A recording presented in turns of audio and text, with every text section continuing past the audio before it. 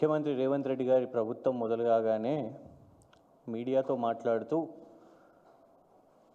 CM గారు వారి 420 హామీలను, గ్యారంటీలను, డిక్లరేషన్లను ఏమున్నది సునాయాసంగా వీటిని చేయగలుగుతాం మేము, మా ప్రభుత్వం కడుపు కట్టుకుంటే చాలు ఇవన్నిటిని కూడా చేయగలుగుతాము అని చెప్పారు. కట్ చేస్తే తర్వాత కొన్ని నెలలకే మరి ఏమైందో, కడుపు కట్టుకోలేదో లేకుంటే మొత్తం తెంచుకొని ఈరోజు మింగేస్తున్నారో కానీ ఆ తర్వాత నన్ను కోసుక తిన్నా కూడా ఒక్క పైసా లేదు అని చెప్పబట్టే ముఖ్యమంత్రి గారు. ముఖ్యమంత్రి గారిని కోసుకొని తింటే పైసలు వస్తాయో లేదో తెలియదు కానీ వీళ్ళందరినీ కోసుకుంటే మాత్రం ఇవాళ కోటాను కోట్లు వస్తాయి.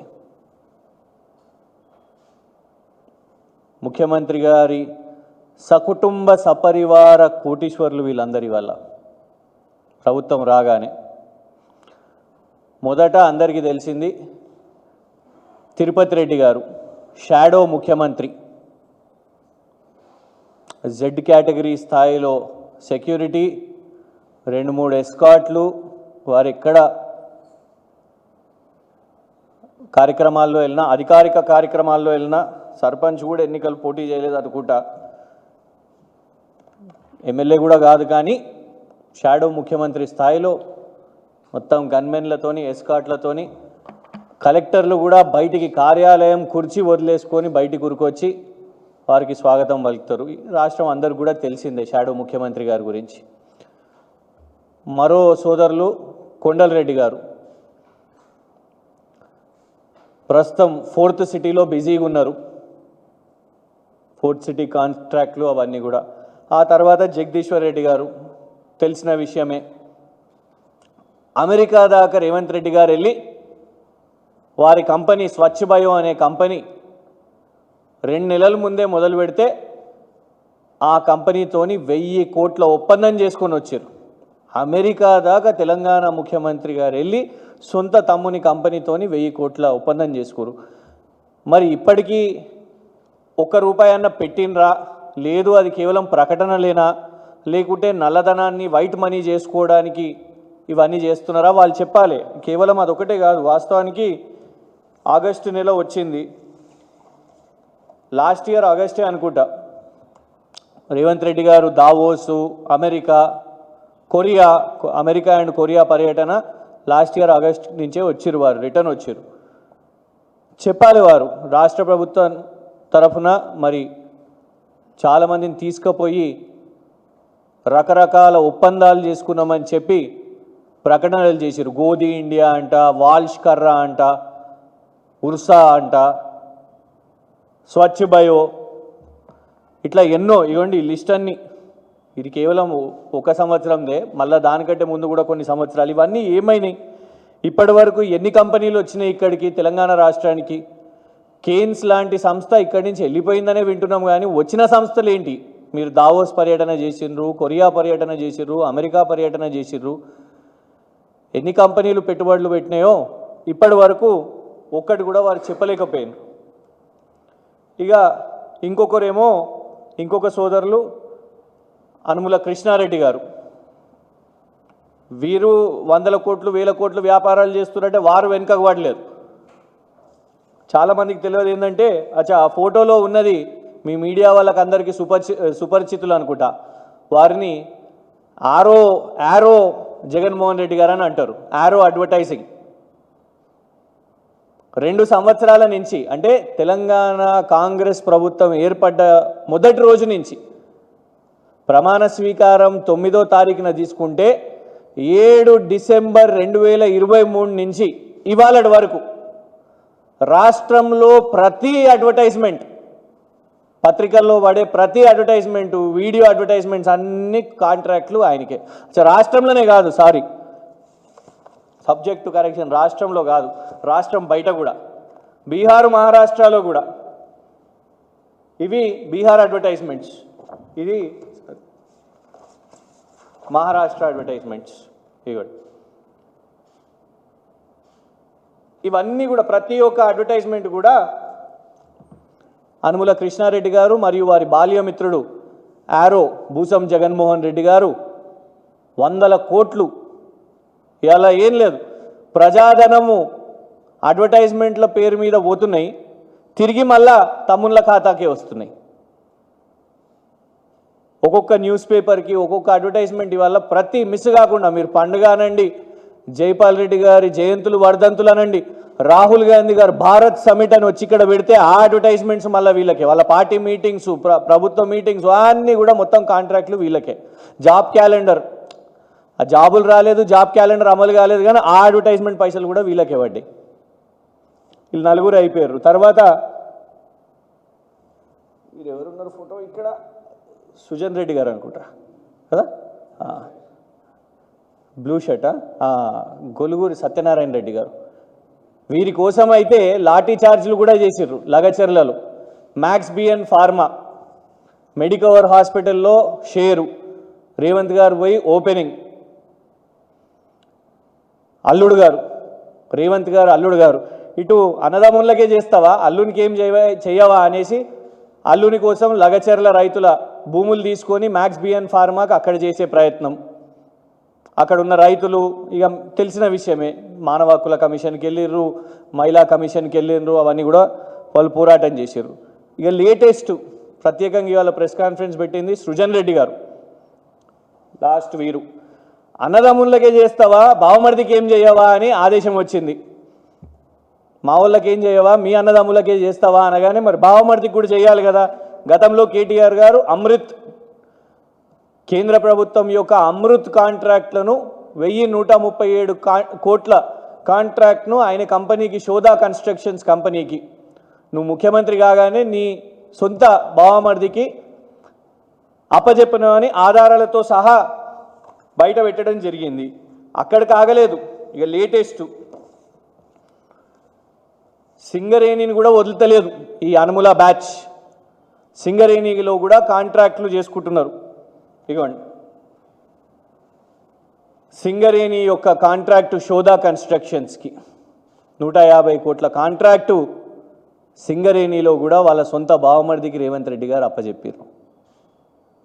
క్విట్ ప్రోకో అనండి, మిస్యూజ్ ఆఫ్ ఆఫీస్ అనండి, సొంత అన్నదమ్ములకు, బావమరుదులకు, అల్లుళ్ళకు ఇవాళ వ్యాపారాల్లో కోట్ల కాంట్రాక్ట్లు అప్పచెప్పడానికి రేవంత్ రెడ్డి గారు తెలంగాణ ముఖ్యమంత్రి అయినట్టున్నారు. ఇవాళ కాంగ్రెస్ వాళ్ళు కూడా సమాధానం చెప్పాలి, రాహుల్ గాంధీ గారు కూడా సమాధానం చెప్పాలి. ఓట్ల కోసం ఇక్కడికి వచ్చినప్పుడు, హామీలు ఇచ్చినప్పుడు, గ్యారెంటీలు అని డిజిటల్ కార్డ్స్ ఇచ్చి సంతకాలు పెట్టినప్పుడు, తెలంగాణ ప్రజలు ఎప్పుడెప్పుడు అడిగితే నేను వస్తాను, నేను మీకోసం ఉన్నాను అని చెప్పినప్పుడు ఇవాళ రాహుల్ గాంధీ గారు నువ్వు సమాధానం చెప్పాల్సిన అవసరం ఉన్నది. ఎందుకు అంటే ఇదే కృష్ణారెడ్డి గారు అండ్ భూసం జగన్మోహన్ రెడ్డి నేషనల్ హెరాల్డ్ అనే పత్రిక, తెలంగాణలో ఎవరు చదవరు, మనకు ఎవరు తెలియదు, ఇక్కడ రాదు కూడా ఆ పేపర్, కానీ దానికి కూడా కోట్ల రూపాయల అడ్వర్టైజ్మెంట్లు వేస్తున్నారు. ఎందుకు? నేషనల్ హెరాల్డ్ కాంగ్రెస్ వాళ్ళ పత్రిక కాబట్టి. ఆ పత్రిక ఇవాళ ఈడీలో కేసులు కూడా నడుస్తున్నది మనీ లాండరింగ్ విషయం మీద. మన ప్రభుత్వం దానికి కూడా అడ్వర్టైజ్మెంట్ చేస్తున్నది. ఇవాళ వ్యాపారాలు ఎట్లా, ఒట్టి సింగరేణియే కాదు, ఇవ్వండి దిండి ఇరిగేషన్, శోధా కన్స్ట్రక్షన్స్ 365 కోట్ల కాంట్రాక్ట్. వీళ్ళ దాహం సరిపోతలేదా? ఎన్ని వందల కోట్లు, ఎన్ని వేల కోట్లు చేసుకుంటారు? 1137 కోట్ల కాంట్రాక్టు శోధా కన్స్ట్రక్షన్స్కే, సింగరేణి యొక్క 150 కోట్ల కాంట్రాక్టు శోధా కన్స్ట్రక్షన్స్కే, దిండి కాంట్రాక్టు శోధా కన్స్ట్రక్షన్స్కే. ఇక అంతిమంగా ఆ కారు ఉన్నది ఫోటో, ఆ కారును గుర్తుపడతారా మీరు?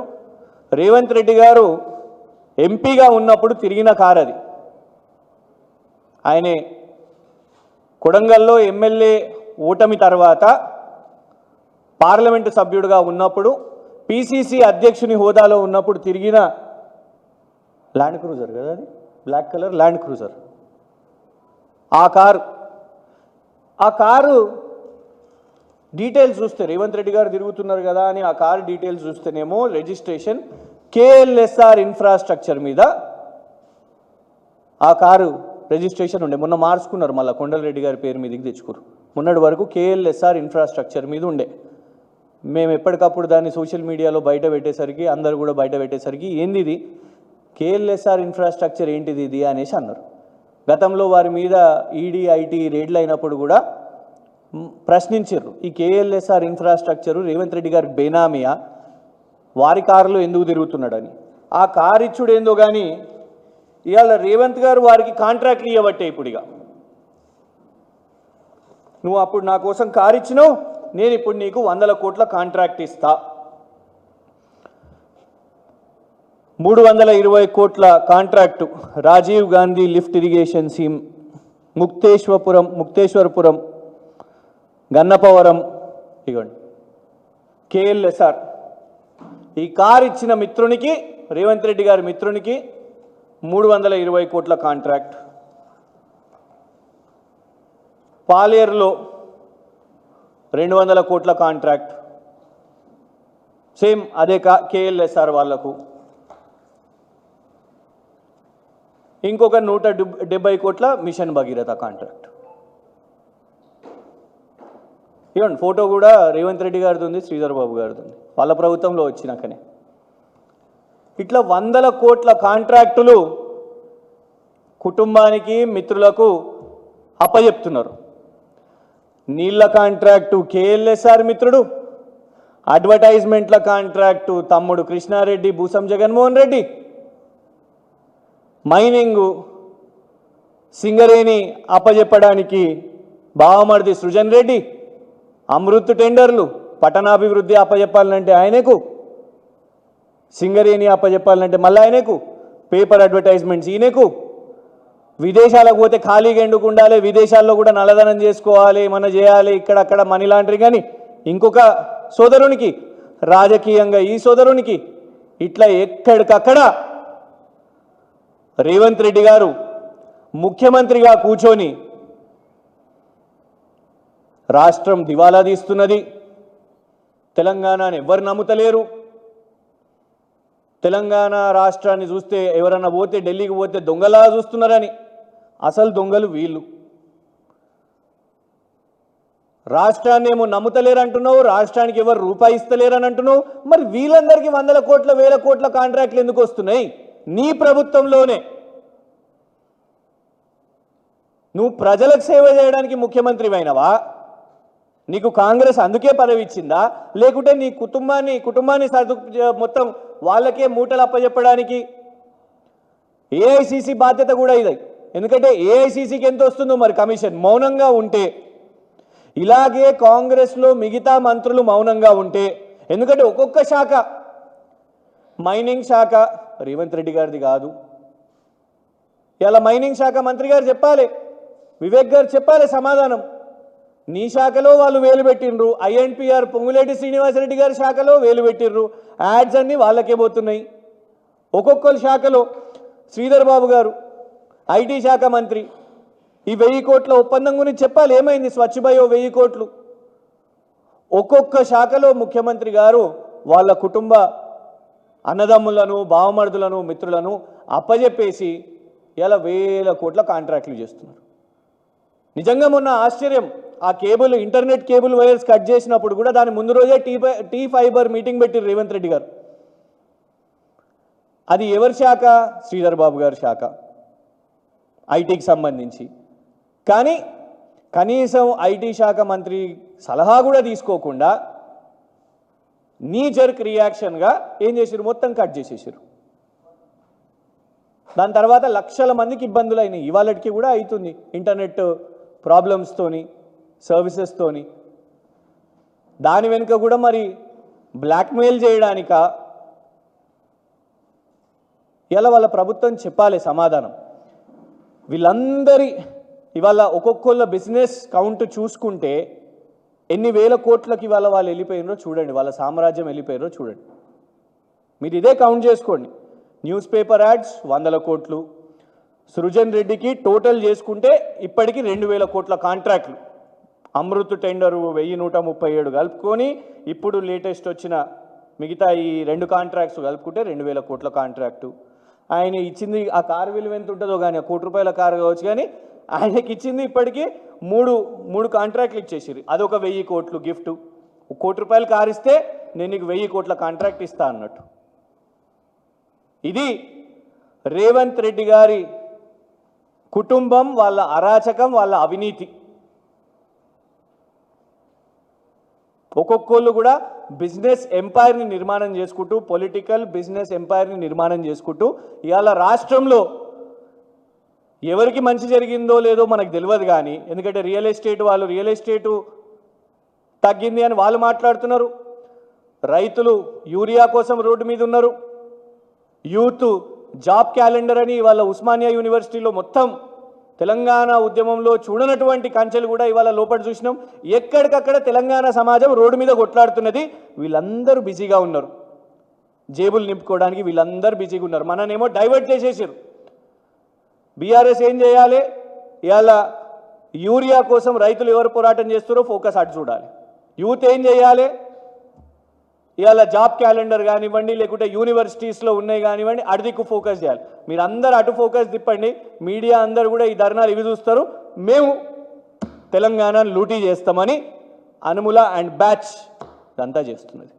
సో లేటెస్ట్గా మీకు ఇవాళ చెప్పడానికి ప్రధాన ఇవాళ ప్రెస్ మీట్ కారణం, షోదా కన్స్ట్రక్షన్స్కి మళ్ళా కాంట్రాక్ట్లు వచ్చినాయి. అమృత్ టెండర్తో పాటు సింగరేణిలో వాళ్లకు కేటాయించడం జరిగింది. మరియు దిండి లిఫ్ట్ ఇరిగేషన్ కూడా ఇవ్వడం జరిగింది. ఆ కేఎల్ఎస్ఆర్ అనే కంపెనీ కూడా వాళ్ళకు కూడా 3 కాంట్రాక్ట్లు రావడం జరిగినాయి. Thank you.